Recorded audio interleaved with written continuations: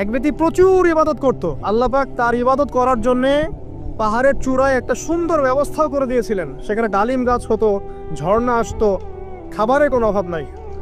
হাদিস এসেছে 500 বছর সে ইবাদত করেছে। কত বছর? কিয়ামতের মাঠে এই ব্যক্তির অবস্থা এমন হবে, তাকে জান্নাতে প্রবেশ করানোর জন্য নিয়ে যেতে বলা হবে।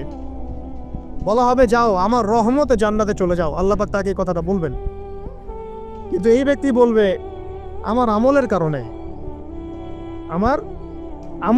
আল্লাহ পাক বলবেন আমার রহমতে জান্নাতে চলে যাও। ব্যক্তি বলবে আমার আমলের কারণে।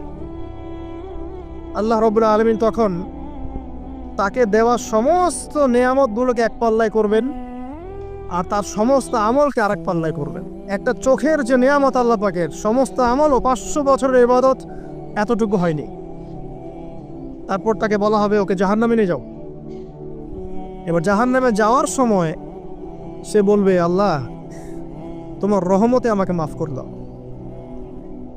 তখন আল্লাহ পাক তাকে আবার ডেকে নিয়ে আসবে, বলবেন যে তোমাকে যে আমি ইবাদত করার জায়গা করে দিয়েছিলাম, এটা কি তুমি নিজে করেছো না আমি করেছি? সে বলবে আপনি করেছেন। তোমাকে যে আমি সৃষ্টি করেছিলাম তখন কি তুমি কোন আমল করেছিলে? বলবে না। তাহলে তোমাকে যে সৃষ্টি করেছি আমি, এটা কি তোমার আমলের কারণে? না। তোমাকে সারা দুনিয়াতে এত নিয়ামত দিয়েছি, এটা কি তোমার আমলের কারণে? সে বলবে না। তখন তাকে জান্নাতে প্রবেশ করানো হবে।